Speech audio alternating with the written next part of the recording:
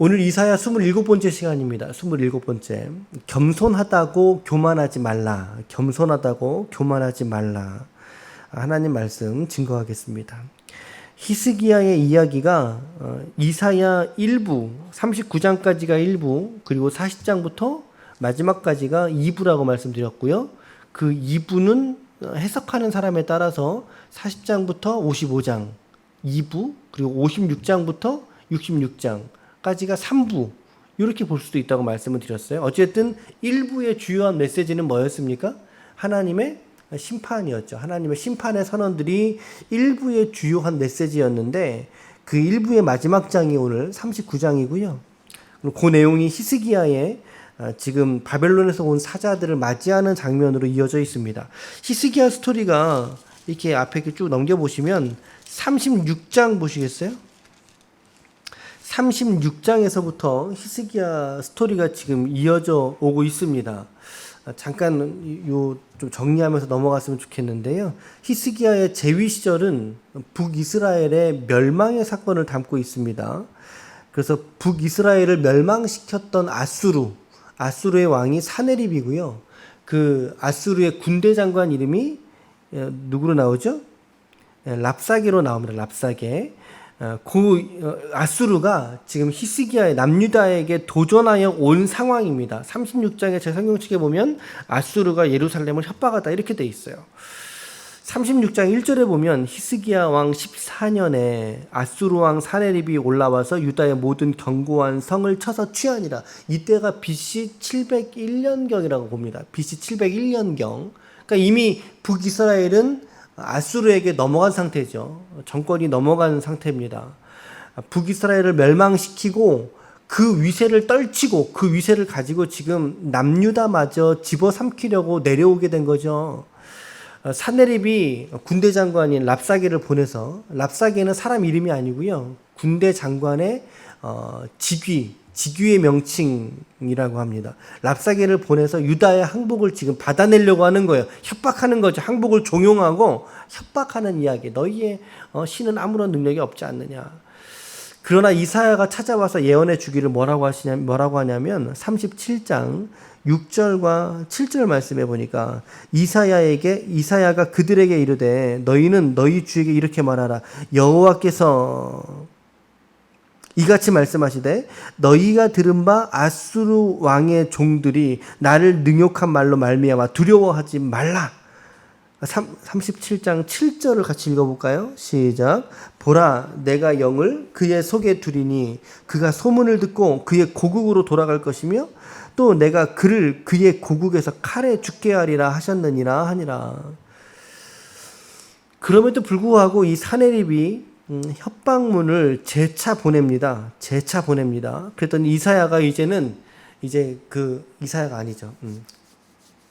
히스기야가 이제는 그 협박문을 가지고 여호와의 성전에 들고 올라가죠. 협박문을 가지고 여호와의 성전에 들고 올라가서 그 앞에 딱 펼쳐놓습니다. 하나님 앞에 펼쳐놓고 엎드려서 눈물로 기도하지 않습니까? 하나님, 저 무지한 것들이 당신의 백성인 우리들을 해코지하려고 합니다. 여호와여, 우리를 그의 손에서 구원하사 천하 만국의 주만이 여호와인 줄을 알게 하옵소서. 이 두 번째 협박문을 펼쳐놓고 기도하는 이사야의 심정이 하나님께 정말 이게 닿았던 거죠. 하나님이 그 기도에 아주 즉각적으로 응답하지 않습니까? 즉각적으로 응답하십니다. 37장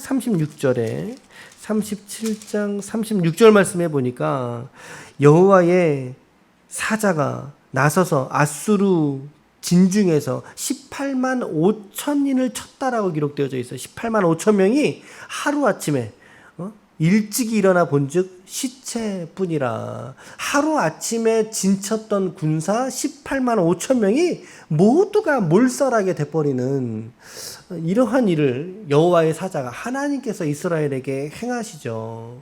어떻게 이렇게 하룻밤 만에 죽었을까요? 전염병이죠. 전염병이죠. 그러니까 아마도 그렇게 봐요. 이제 학자들은, 이제 또 김명현 박사님도 그렇고, 아마도 전염병이 창궐해서 순식간에 죽지 않았을까. 성경에는 없는 장면이니까, 없는 해설이니까 넘어가면, 하나님은 이스라엘에게 정말 두 번 다시 경험하기 어려운 이적을 전쟁 역사를 통해서 보여주신 거예요. 하룻밤 사이에 18만 5천 명의 군사가 단박에 죽게 되었다는 거죠. 그러니까 이제 랍사게가 이제 본국으로 후퇴하게 된 거죠. 후퇴하게 되고 사내립도 같이 후퇴하게 되는데 그 후퇴하게 된 자기 성에서 자기 아들에게 사내립이 죽게 됩니다. 여호와의 예언과 같이 된 거죠. 이게 37장 하반절에 있는 말씀이고요. 그리고 이제 38장으로 넘어오게 되면 여러분들이 잘 아시는 장면이 나와요. 히스기야의 불치병 사건 이야기 잘 아시죠? 히스기야가 병에 걸려서 죽게 됐단 말이죠. 근데 죽게 되자 일명 면벽 기도라고 합니다. 면벽 기도. 벽을 마주대하고 기도했다는 거죠. 기도자가. 우리도 가끔 이제 기도하시는 분들 중에 이게 벽 쪽을 향해서 기도하시는 분들이 있어요. 훨씬 더 기도가 집중이 잘 되고, 그리고 더 잘 들리고, 기도에 집중이 잘 되는 걸 이제 경험할 수 있는데, 벽을 마주보고 기도했다는 말의 의미는 어떤 걸까요? 어떤 의미를 갖고 있을까요? 그만큼 그 기도가 기도자에게 어땠다는 거예요? 절박했다는 것을 의미하는 거죠. 절박했다.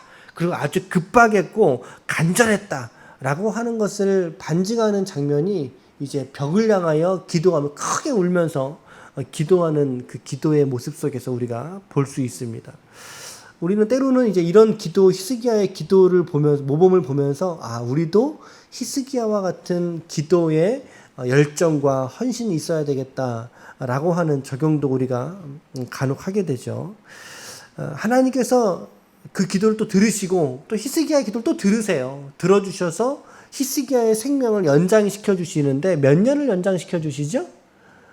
15년의 생명을 연장시켜 주십니다. 하나님 15년을 연장시키셨다는 증거를 보여주십시오. 그랬더니 하나님께서 어떤 증거를 보여주십니까? 하늘에 떠 있는 해가 그렇죠. 뒤로 10도로 물러가게 합니다. 10도를 물러가게 하시는 증거를 보여주세요. 근데 심지어 이 장면을 우리 그 김명현 박사께서는 창조과학을 하고 계시는 그분이 실제로 고고학 속에서 이 증거를 실제로 발견했다고 하시죠. 저도 이제 얼핏 이제 듣다가 기억이 나서 말씀을 드립니다. 해를 뒤로 10도를 물렸다는 거죠. 이것을 하나님이 그의 병을 고쳐주었다라고 하는 증거로 삼아 주셨어요. 그가 죽을 병에 들렸다가 낫게 된 소식.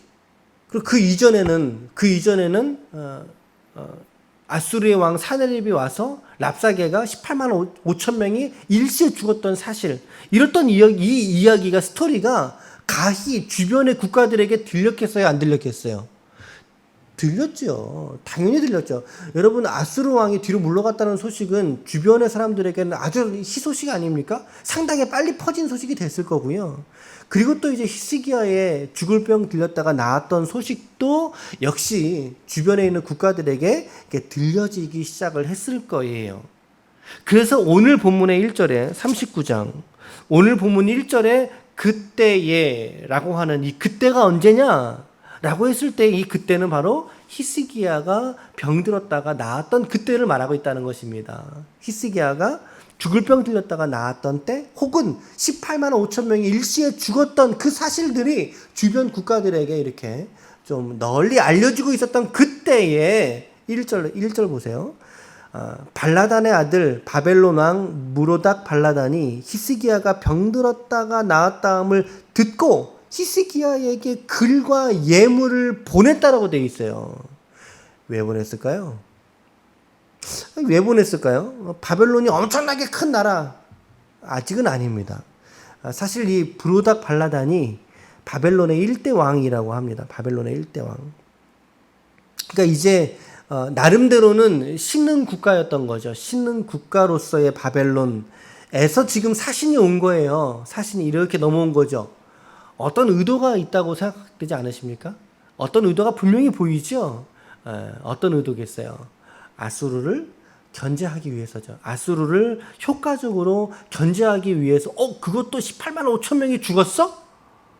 그러면 그 나라 얼른 찾아가 봐야지. 그런 거죠. 얼마 전에도 18만 5천 명이 이스라엘 앞에서 하룻밤에 죽었고 사네립도 본국에 돌아가서 죽어버렸단 말이죠.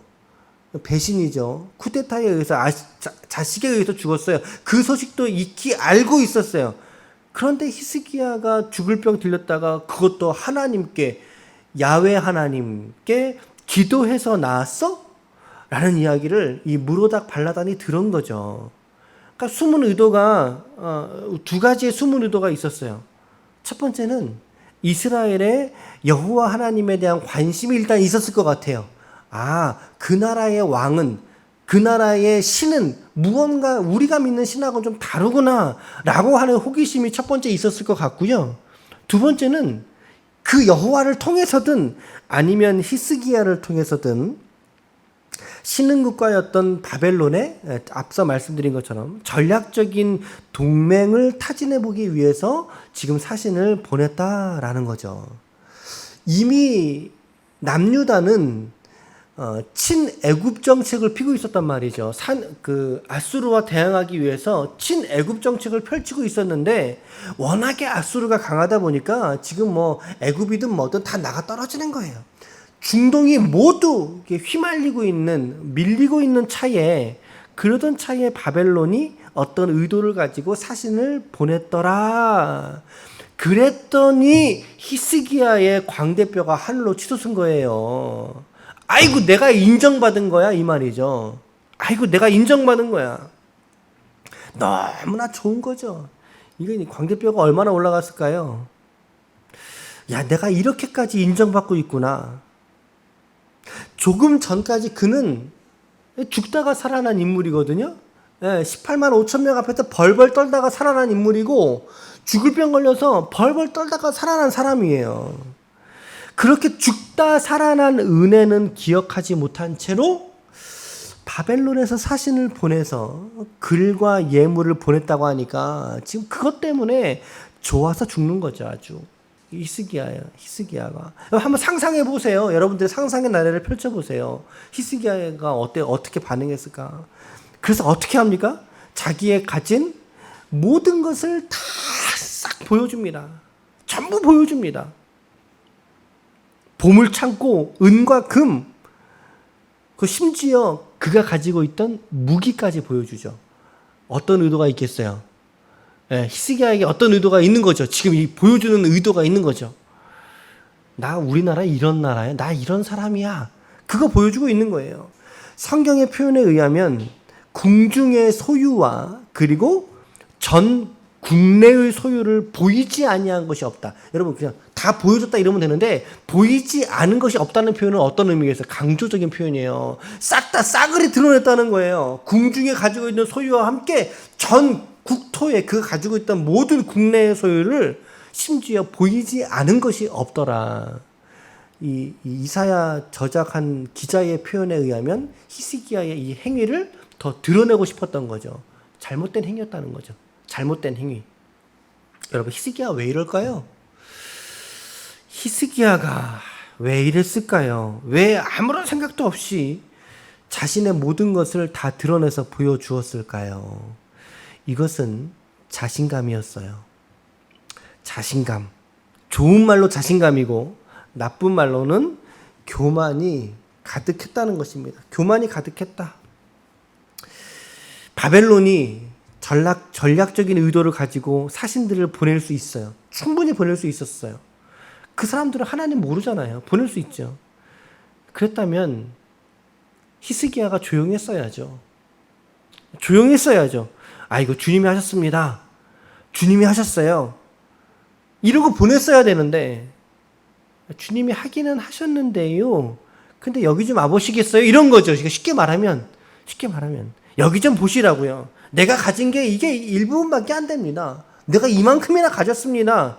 어떻게 제 나라가 좀 마음에 드십니까? 이 질문한 거 아니에요? 이 질문을 한 거죠. 두 가지가 춤을 춘 거죠.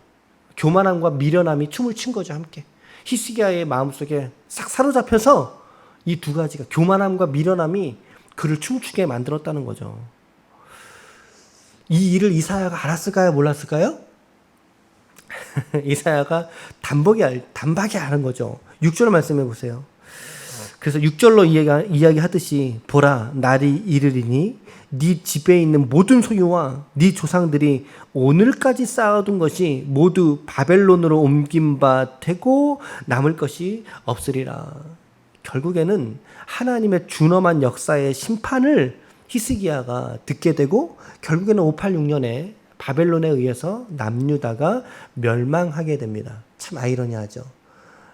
하나님의 뜻이 아니고서는 참 우리가 이해될 수 없는 장면이죠. 이사야의 예언을, 말씀을 하나님이 성취하셨다라는 것입니다. 한 가지만 적용해 본다면 오늘 본문에 제목으로 말씀드렸던 것처럼 여러분, 겸손하다고 교만하지 말라는 것입니다. 겸손하다고 교만하지 말라. 이 문장이 좀 이상하죠, 여러분. 겸손하다고 교만하지 말라. 문장이 잘 안 돼요. 우리가 선뜻 이해가 되지 않죠. 근데 저는 신기하게 이해가 돼요. 신기하게 이해가 돼요. 겸손함이라는 것이 때로는 교만함의 앞잡이가 될 수도 있다는 사실을 저는 오늘 말씀의 세계 속에서 깨닫게 됩니다. 잘 보세요, 말씀을. 앞서 등장한 두 번의 사건이 있었어요, 히스기야에게. 근데 그 두 번의 사건 중에서 히스기야가 한 건 단 하나도 없었어요. 18만 5천명 왔을 때 그거 싸워보기를 했나요? 뭐 정치적으로 어떻게 전략적으로 뭘 해보려고 뭘 하긴 했나요? 전혀 아무것도 한 게 없어요. 히스기야는 단지 엎드린 거 외에는 없었어요. 그치요? 기도했고 그 기도에 하나님이 응답하시지 않으셨습니까? 마찬가지로 그가 죽을 병에 걸렸을 때에도 그가 한 것은 사실 아무것도 없어요. 하나님께 기도했고 하나님이 그에게 고쳐주셨단 말이죠. 18만 5천 명을 죽이신 것도 하나님이시고 그의 병을 낫게 고쳐주신 것도 역시 하나님이시거든요. 그렇다면 철저하게 겸손했어야죠. 철저하게 낮아졌었어야죠. 그렇죠? 이후로부터의 생명은 이제 더 이상 내 것이 아닙니다. 그런 자세를 가지고 그가 이 왕위의 일을 감당하고 그랬어야 되는 거 아닙니까? 그런 겸손함을 끝까지 초지일관했어야 되는데 그런데 그가 넘어지는 지점이 있었더라는 거죠. 자기가 가진 것을 가지고 끝내 자랑질하는, 자랑하고 마는 그런 모습을 보여주고 있습니다. 물론 그가 이렇게 쭉 소개하면서 마리아 이거 하나님이 하셔서 이렇게 된 겁니다. 하나님이 하셨어요 라고 하셨을 수도 있어요. 우리 생각을 펼쳐보면. 그런데 그의 속마음이 뭐라는 거죠? 그의 속마음은 겸손을 가장 한 교만이 그에게 들어차 있었다라는 것입니다. 교만이 그를 휘어잡고 있었던 거죠. 제가 어떻게 이렇게 히스기야의 마음을 잘 아는지 아세요? 역대하 32장 31절을 한번 펴보세요. 예, 펴실 수 있는 분은 펴보세요. 역대하 32장 30절부터 보실까요? 32장에 보면 32장 30절에 하반부부터 볼게요. 제가 읽어볼게요. 이 히스기야가 기혼의 윗샘물을 막아 그 아래로부터 다윗성 서쪽으로 곧게 끌어내었으니 이게 수로 사업을 했거든요. 히스기야의 수로 사업이 성공적으로 마무리가 됐는데 형통했다는 거죠. 히스기야가 그의 모든 일에 형통하였더라 이렇게 표현되어져 있죠. 그런데 31절은 어떤 단어로 시작해요? 그러나예요. 형통했는데 그러나예요, 여러분. 우리가 지난주 다윗의 말씀도 마찬가지. 형통했는데 역시 그러나였죠. 그리고 우리가 어제는 누구 봤죠? 솔로몬 봤죠. 솔로몬도 형통했지만 그러나였어요. 그런데 오늘 말씀해 보니까 역시 히스기야도 형통했는데 그러나였다는 거죠. 여러분, 우리는 늘 형통할 때 정말 조심하셔야 돼요. 이 성경이 증언하는 진리입니다. 우리 인생 형통했는데 그러나일 때가 너무나 많다는 거죠. 읽어볼게요. 바벨론 방백이란 말은 이제 왕을 말하죠. 히스기야에게 사신을 보내어 그 땅에 나타난 이적을 물을 때에 시작. 하나님이 히스기야를 떠나시고, 그렇죠. 하나님이 히스기야를 떠난 상태라는 것입니다.